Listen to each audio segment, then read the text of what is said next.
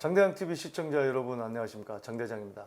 최근에 다세대 주택의 거래량이 아파트를 앞질렀다.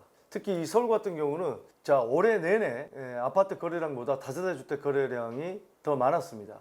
향후에 그러면은 이 다세대 주택의 향방 어떻게 될지 거기에 대해서 한번 살펴보도록 하겠습니다. 올해 1월을 보면요, 이 회색이 다세대 연립주택이고 이 파란색이 아파트입니다. 아파트가 1월에 5,796건인데 다세대 연립이 5,800건이고요. 2월 달에 3,800. 이렇게 쭉 거래가 되다가 지금 이 그래프를 보면은 올해 내내 한 번도 아파트 거래량보다 이 빌라 거래량이 적었던 적이 없습니다. 즉 빌라 거래량이 아파트 거래량을 앞질렀다. 여기에 대해서 방송을 제가 몇 차례 해드린 적도 있었죠. 그러면 얼마만큼 이 서울의 다세대 주택과 아파트가 시세가 올랐는지 한번 살펴보겠습니다.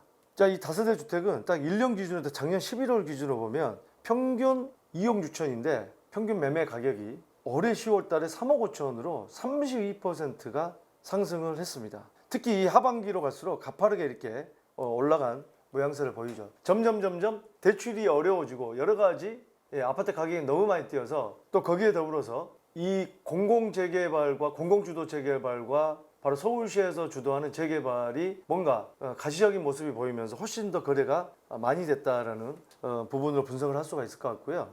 아파트는 작년 11월에 평균 8억 9천 매매 가격인데 올해 10월에 11억 4천으로 28% 상승했습니다. 그러니까 상승률을 보더라도 빌라 상승률이 아파트 상승률보다 더 높게 일어났다라고 볼 수가 있을 것 같습니다. 이렇게 된 이유는 아파트 가격이 너무 많이 뛰었다.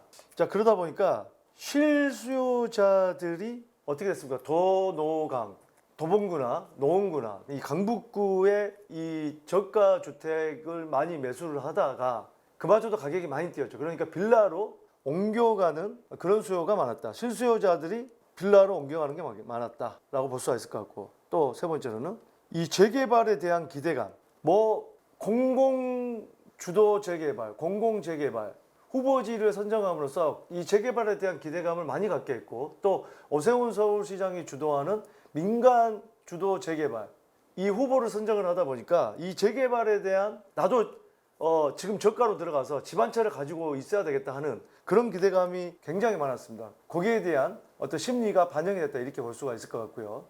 그렇다면은 향후에 지금 여러 가지 얘기들이 나오고 있습니다. 너무 경제가 불안하고 또 금리가 인상이 되고 하다 보니까 집값이 또 최근에 서울 수도권이 7년째 쉬지 않고 오른 피로감 때문에 조정을 받지 않느냐.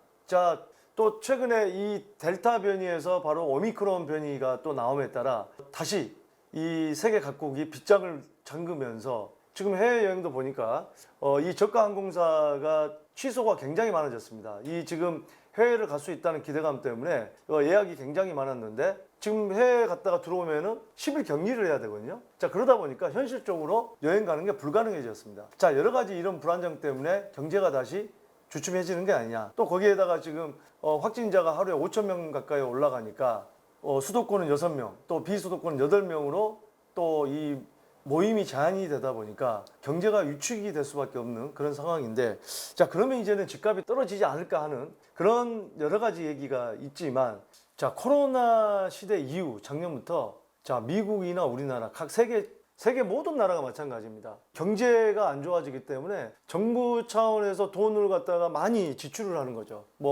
재난지원금을 줘서 내수 경기를 돌게 한다거나, 또 아주 안 좋은 회사들, 그런 회사들을 회사채, 그러니까 회사의 채무를 사들이는 거죠. 그런 역할들을 함으로써 돈들이 잘 돌고 경제 위기가 오지 않도록 했는데, 그런 돈들이 결국에는 부동산이나 주식으로 갔는데, 지금은 이제 여러 가지 주식도 조금은 그렇고 코인도 그렇고 부동산 쪽으로 계속해서 이렇게 돈들이 많이 들어왔는데, 부동산 이제 규제가 많이 이렇게 또 생겼단 말이에요.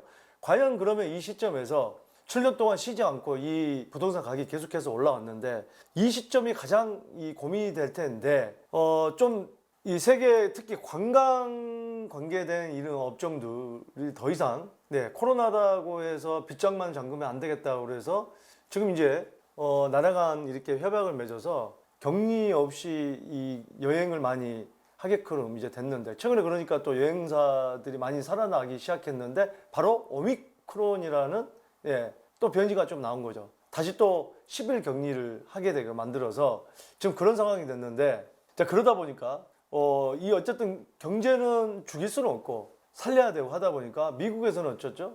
이 인프라 법안이라고 그래서 거의 우리나라 돈으로 1,200~300조 정도 투자하는 법안 다른 비용까지 해서 2,000조를 갖다가 뿌리겠다고 했죠. 우리나라 어떻습니까? 지금 뭐 여권이든 야권이든 대선 후보 할 거 없이 어떤 여당 대표는 전 국민 지원금을 주겠다고 했다가 다시 이제 걷어들였죠. 그래서 지금 뭐 선별적으로 주겠다 또는 뭐 야당 후보 같은 경우는 50조 원을 서민 자영업자를 위해 쓰겠다. 그러니까 뭐 또 다시 여당 후보가 수용할 수 있다. 뭐 이런 얘기가 나오는데 어쨌든 간에 내년에도 초반에 이 50조가 됐든 수십조가 됐든 엄청난 돈이 또 뿌려집니다. 자 그렇기 때문에 자 미국이나 한국도 마찬가지예요. 특히 우리나라는 이제 미국의 영향을 많이 받기 때문에 미국이나 중국의 영향을 많이 받기 때문에 이런 부분이 과연 그러면 이 시점에서 또 주식으로 코인 가고 부동산을 갈 것이냐. 근데 부동산은 또 너무 많이 올랐기 때문에 2008년에 거품이 꺼진 건 좀 꺼질 거지 아니냐 우려도 많이 있는데 그때와 지금하고 다른 부분 자 이런 부분입니다. 무슨 부분이냐. 지금 코로나 이후에 미국도 마찬가지입니다. 뭐 트럭 기사들이 보통 이민자들 저소득층이 많이 있었는데 그런 분들이 코로나 터지고 나서 자국으로 가거나 하다 보니까 다시 인력 구하기가 어려워졌다. 미국의 한인 식당 하는 분들 뭐 아르바이트 구하기가 엄청 어려워졌다. 그러다 보니까 급여가 굉장히 많이 올라갔습니다. 코로나 터지고 나서. 우리나라도 마찬가지입니다. 급여가 굉장히 많이 올라갔어요. 자, 중요한 것은 이 한 번 올라간 급여는요. 좀처럼 떨어지기는 쉽지 않습니다. 떨어지기는 쉽지 않아요. 이 부분이 올라간 급여가 이 부동산 시장이나 이런 부분에서 지탱할 수 있다는 그런 어떤 경제적인 측면이 있기 때문에 충분히 이 부동산 쪽으로는 조금 더 옮겨 붙을 수가 있다. 하지만 제가 오늘 말씀드리는 부분은 여러 가지를 종합해 볼 때 좀 이 빌라 아무래도 더 이상 올라가면 이제는 빌라도 못 사겠다 하는 수요는 충분히 있을 수 있고 계속 내년에도 가계부채를 계속 조이는 그런 어떤 방향으로 가겠지만 그래도 상대적으로 저렴한 빌라가 아파트보다는 좀 더 수요가 많을 수 있다. 그런 면에서 여러 가지 이 유동성 장세는 내년까지 계속 갈 수 있는데 주식이나 코인보다는 부동산 쪽, 특히 이런 저가 쪽에 흘러갈 가능성이 높기 때문에 그런 의미에서 볼 때 이 빌라 시장은 적어도 내년까지는 나쁘지 않을 것이다 하는 거고 전반적으로 이 지금 임대차법도 문제입니다. 작년에 2020년 7월에 이 임대차법을 시행하고 지금 1년이 흘렀죠. 내년이 되면 이제 신규 계약건이 나옵니다. 작년에 도입된 이후로는 그 전에 몇 년을 살았던 한 번은 갱신할 수 있었기 때문에 이 이후에 갱신했던 분들이 2027년 이후에 새로운 갱신이 나올 때는 지금 거의 그 아파트도 제가 계속 방송을 해드립니다만 같은 단지 같은 평형대가 2배 이상씩 차이 납니다.